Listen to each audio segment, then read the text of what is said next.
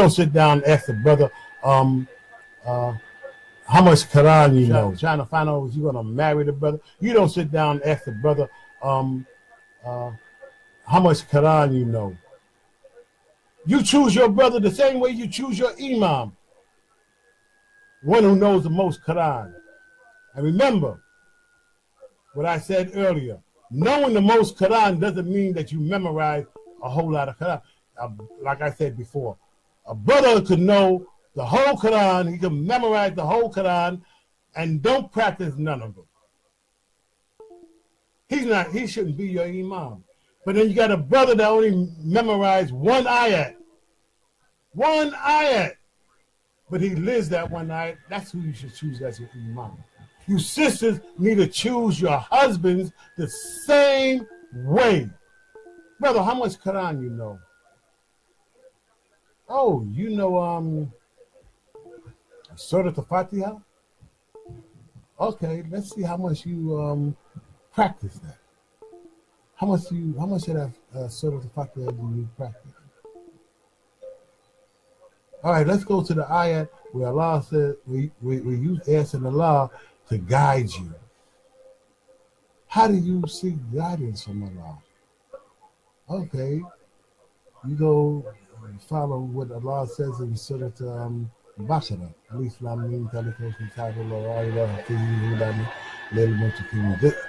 This is the book. In it is guidance sure without doubt. Allah just told you how, here's the answer to that the request you made in Surah Al-Fatiha. Here's the book. Come in this here book and seek guidance in this book. Oh, brother, you married to the brother, and the brother's down the street at the cat house making salat, talking about that's his masjid. What am I supposed to do in regards to that? ISLAMIC. This is the book. In it is guidance sure without doubt. Go to the book. Search out the Quran and the Sunnah. If you don't know the book, you don't know where to find the answer, go to somebody that you believe that who does know it. Let them tell you what Allah says about your husband being down there at the cat house. Those of you that just came that don't know what a cat house is a cat house is a place where they have prostitutes that live in this here house, and men go to that house to pay for sexual favors from females. That's what they call a cat house. So when you hear me say cat house, that's what I'm talking about. Now we can make salat any place on the face of this earth, because Rasulullah Sallallahu Alaihi Wasallam said Allah gave us this whole planet as our musalla. But you wouldn't go to a cat house, even though you can make salat there. You fix up a nice little corner over there and make the salat. You wouldn't go there because of what the place stands for. You don't know if one of them females is going to walk in front of you naked. You might see the imam walk past you in there. Oh, brother, assalamu alaikum. I'm just here to, I don't know, I'm here for something.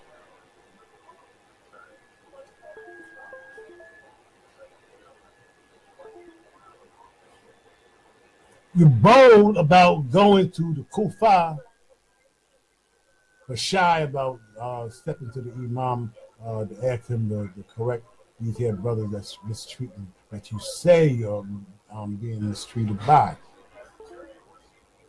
You smack a brother in a second if he looks at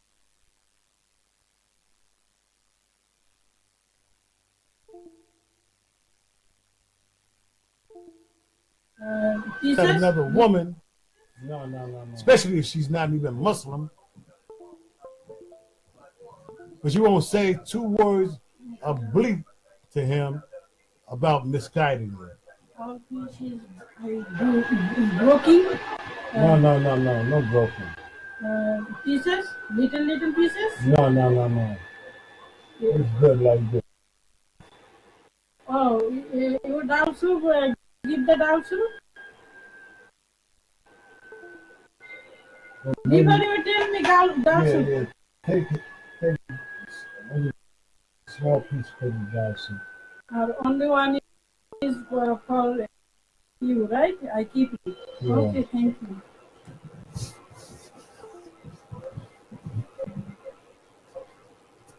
The Jennings, I mean, they really, oh, you gotta forgive me, brothers. Uh, they prompt people to do things, with mashallah. Okay. You sisters, you get up here. Well, ain't no sisters listening over here. I only see brothers. Uh, Not right now, but I had a conversation with a sister, and well, I didn't have the conversation. I was typing it out, and she telling me about where she gonna. She ain't the only one. I be having these conversations with sisters every day, and they sit up here. Oh, I gotta get my protection. I gotta go to the Kufa. That's a statement of kuf. You need to seek tauba when you make a statement like that, because you're rebelling against Allah and what Allah says. If you want to change things, change the masjid, change the brothers and sisters inside the masjid, change yourself. A lot of you sisters, I see out here in front of my place where I live, and I walk up and down the street, and I see you sisters, you hugging and kissing, these Kufa people, men and women. I see you sisters get up here and, kiss on the cheek with the Kufa guy and the Kufa girl.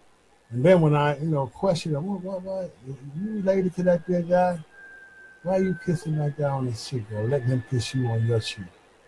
Oh, we grew up together. We know each other. We like brothers and sisters. But you're not married to him, sister. Does he eat pork? How you know he just now didn't have a pork chop sandwich in his mouth and he kissed you on the lip? Now you can't make salat until you take a bath, take a shower or something. I don't have to do all of that there. It's all right.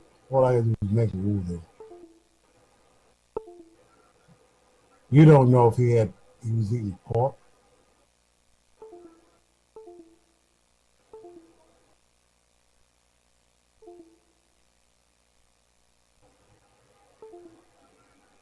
Suppose he was drinking some wine or some booze. Now you got that all over your face.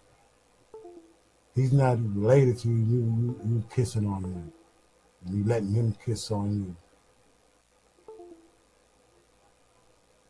I almost fell over a banister once. A sister that she used to be Muslim, and she became Kufa, and she came at me. Oh, Abdul, how you feeling? Threw her arms out like this. I backed up, almost fell over the banister and down a whole flight. We was in a shopping mall, and like she scared me to death. Whoa, I said, whoa, sister, what's funny? I know you stopped practicing, but you forget the protocols of men and women. We're not married. You can't hug and kiss me. That, she used to be a Muslim woman. A lot of you sisters are like that. And then you want to cry about the brothers mistreating you, the brothers abusing you. Same thing with you brothers. You sit up here, you cry about the sisters, but you're not teaching them nothing.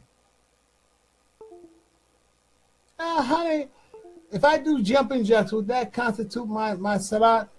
Oh yeah, hon, go ahead and just do some jumping jacks. Get away from me. Don't know how to pray. You don't know how to pray. That's why you ain't teaching them how to pray. Like I said, I go in the masjid on Juma. And brothers be coming in there, and I be watching them make salat. I be watching how they sit. Rasulullah Sallallahu Alaihi Wasallam said that the shaitan sits on his heels. And I be back there looking at them brothers that you know, how they sitting, and they sitting right on their heels. Rasulullah just told you that the shaitan sits on his heels. Show me that you don't know your Islam.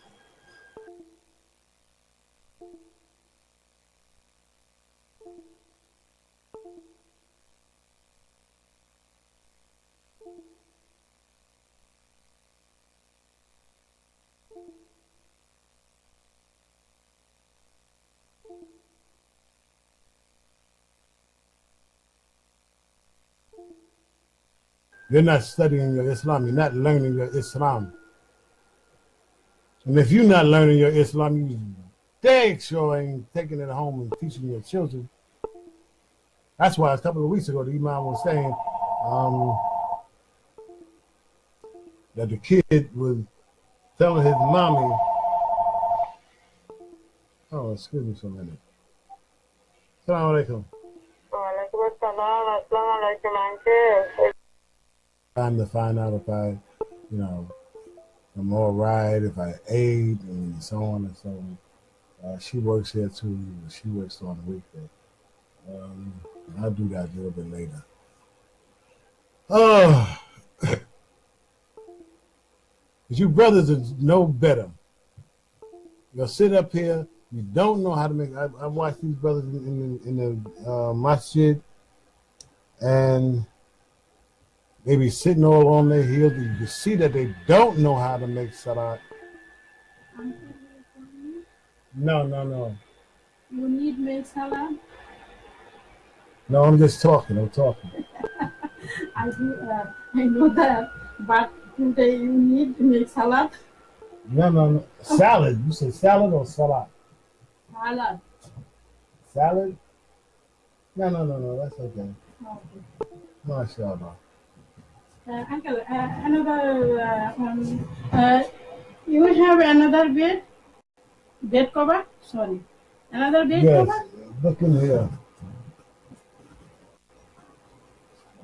Which one? Over here. Open the closet. Oh, I sent it today? You need? I sent it? Yeah. Okay, I send it. Okay, after a few minutes, I do that, okay? Okay, inshallah. See, the gym makes people do things, especially sisters. Now, I told her earlier that, you know, I'm talking here and everything else like this here, and she keeps coming back in here. MashaAllah.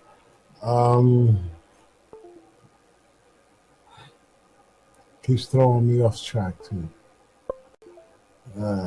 You brothers are no different. You brothers, you sit up here, all the sisters acting up. Rasulullah told us the sisters were bent. You know, they were made from the rib of the man, and they're bent. And if you try to straighten them out, you'll break them. And when they say you'll break them, it means, you know, some say that it means, you know,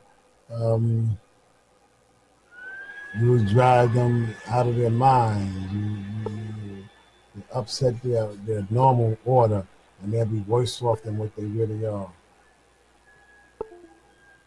And some sisters, you need to break them. You need to break them, stomp them, and everything else. And I mean, you know, I'm not into beating up sisters. There's some sisters I want to beat up something bad. You know, but you know, I'm not into hitting on sisters. My motto is, if I ever, like with a woman that I'm married to, if I ever get the thought or the feeling that I want to raise my hand to my wife, it's time for me to go. It's time for me to get out the door, leave, go. Go to Nova Scotia, go to Alaska, go to the South Pole or someplace. It's time for me to go. You know, that's my motto.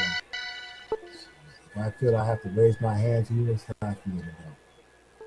And I go. I get to the point where I can't take it no more, and I want to beat the sister up and everything else like this here. First, I'll get up here and I'll leave and take a walk. Take a walk and walk around for about an hour and come back. And if she comes at me again and I get back into that mood again, I'll leave and go for a walk again. Go walk maybe a couple of hours.